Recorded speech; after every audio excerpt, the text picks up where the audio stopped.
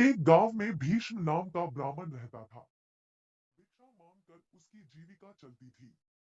सर्दी गर्मी रोकने के लिए उसके पास पर्याप्त वस्त्र भी नहीं थे। एक बार किसी यजमान ने ब्राह्मण पर दया करके उसे बैलों की जोड़ी दे दी। ब्राह्मण ने उनका भरण पोषण बड़े यत्न से किया।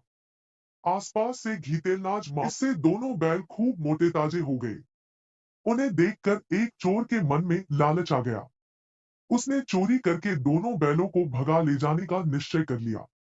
इस निश्चय के साथ जब वह अपने गांव से चला तो रास्ते में उसे लंबे लंबे दांतों, लाल आंखों, सूखे बालों और उभरी हुई नाक वाला एक भयंकर आदमी मिला। उसे देखकर चोर ने डरते डरते पूछा, तुम कौन हो? उस भयंकर आकृति वाले आदमी ने कहा, मैं ब्रह्म राक्षस हूँ। पास वाले ब्राह्मण के घर से बैलों की जोड़ी चुराने जा रहा हूँ। राक्षस ने कहा, मित्र, पिछले 6 दिन से मैंने कुछ भी नहीं खाया। चलो आज उस ब्राह्मण को मारकर ही भूख मिटाऊंगा। हम दोनों एक ही मार्ग के यात्री हैं। चलो साथ साथ चलें। शाम को दोनों छिपकर ब्राह्मण के घर में घुस गए। ब्राह्मण के शय्याशायी होने के बाद राक्षस जब उसे खाने के लिए आगे बढ़ने लगा तो चोर ने कहा, मित्र, यह बात न्यायानुकूल नहीं है। पहले मैं बैलों की जोड़ी चुरा लूं, तब तू अपना काम करना। राक्षस ने कहा, कभी बैलों को चुराते हुए खटका हो गया और ब्राह्मण जाग पड़ा तो अनर्थ हो जाएगा।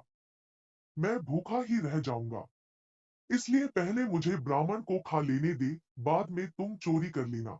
चोर ने उत्तर दिया, ब्राह्मण की हत्या करते हुए यदि ब्राह्मण बच गया और जाकर उसने रखवाली शुरू कर दी तो मैं चोरी नहीं कर सकूंगा। इसलिए पहले मुझे अपना काम कर लेने दे। दोनों में इस तरह की कहासुनी हो ही रही थी कि शोर सुनकर ब्राह्मण जाग उठा।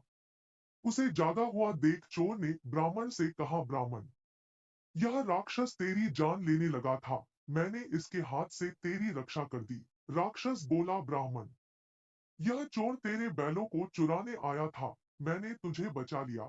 इस बातचीत में ब्राह्मण सावधान हो गया। लाठी उठाकर वह अपनी रक्षा के लिए तैयार हो गया। उसे तैयार देखकर दोनों भाग गए।